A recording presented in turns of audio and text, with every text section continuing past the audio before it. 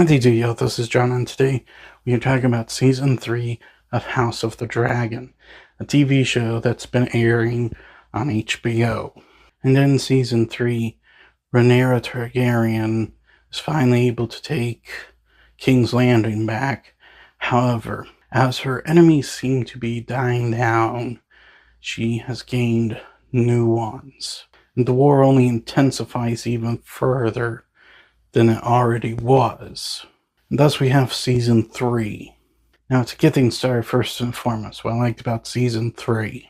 This is easily a step up from Season 2. I thought Season 2 was kind of boring. There was a lot of filler in Season 2, and there just wasn't a need for it.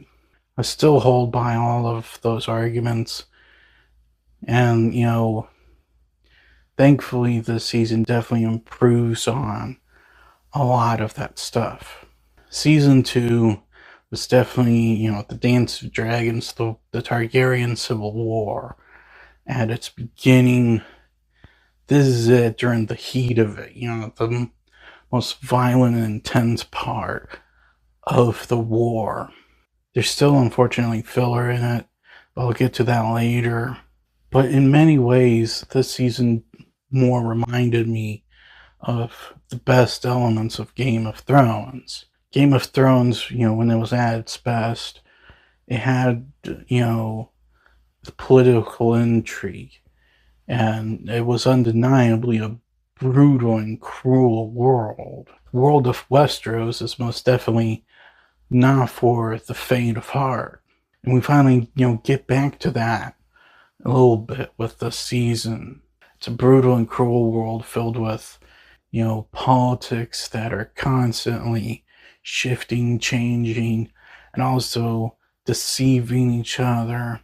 As far as the characters go, easily the most evolved character in this season is Rhaenyra Targaryen herself. She is the one we've been following. She is the one that I personally am kind of hoping finally gets the Iron Throne. But also at the same time, she's finally dealing with the political world, food shortages, troop shortages, the economy of the Iron Throne is kind of in shambles from this war. She's handling it like a first-time ruler would handle it. Not very well. I'm not kidding. Something like this definitely, it's something that nobody's prepared for until you've dealt with it. And when you're dealing with the first time, you're never gonna pull it off right. On top of that, she's become more short-tempered, cold. She's definitely not the naive young girl we met at the beginning of the show anymore.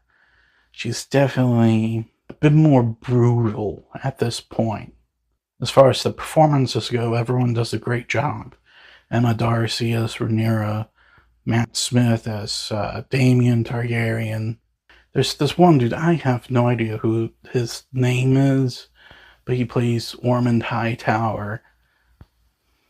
Man, Ormond Hightower is easily one of the cruelest, but also smartest villains in the show. I don't know who the heck plays him, but whoever the heck plays him, round of applause.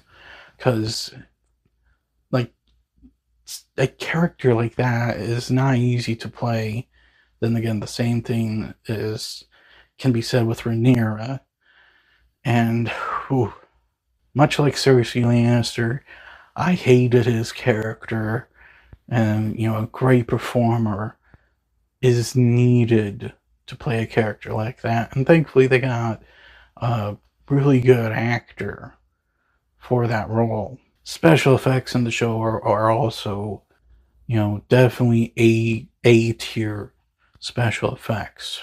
This is HBO. They have a heck of a lot more money than other, TV networks out there in order to make their content. And when it comes to their bigger, more expensive stuff, they show it and House of the Dragon is no exception.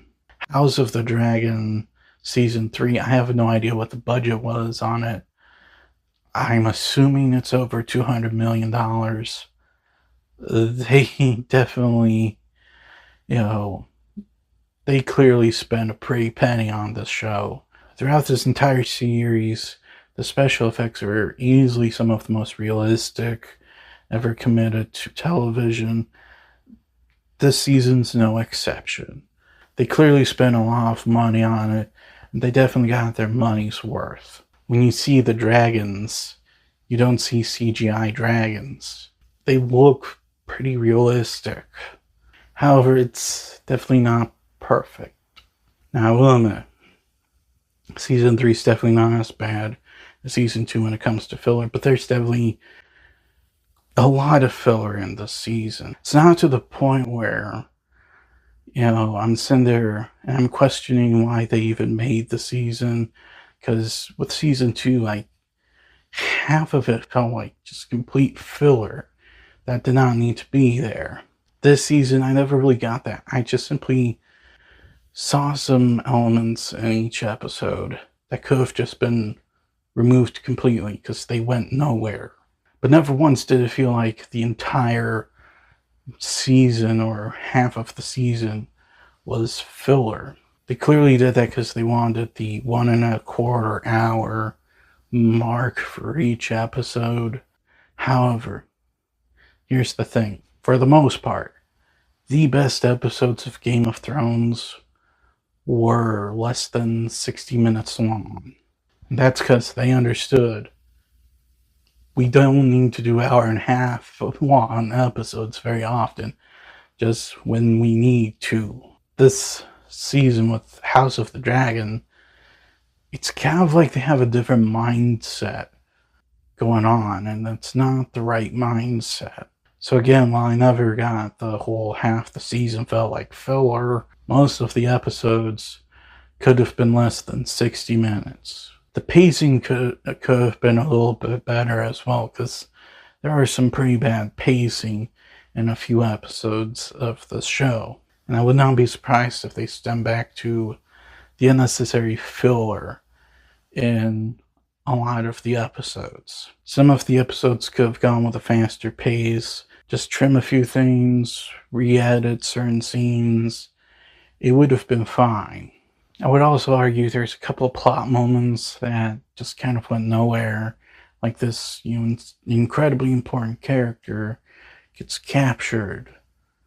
Well, it kind of went nowhere. And the end result would have happened regardless. So why even have said character get captured? Don't know. Come to think of it, that friggin' happened twice. But all in all, I did enjoy Season 3. It was definitely much better than Season 2. Not as good as Season 1. Not as good as Game of Thrones during its prime. But all in all, I enjoyed Season 3. And I really hope that, Season 4, because from what I understand, Season 4 is going to be the last season. Like, they planned this to be a 4th season show. So the next season's going to be the last one. I'm really hoping for one epic finale.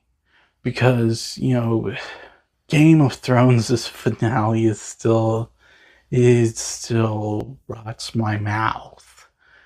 I'm really hoping that, the worst season of House of the Dragon has already happened. And the next season, the final one, just an epic, fantastic conclusion. Whether or not that happens, I don't know. But I am looking forward to it. Season 3 definitely healed the problems created from Season 2. I'm going to give House of the Dragon Season 3 an 8. Well, that's all the time I have for today. Please look forward to more videos real soon. Please hit the like button if you enjoyed this video. Please also subscribe if you're new to the channel.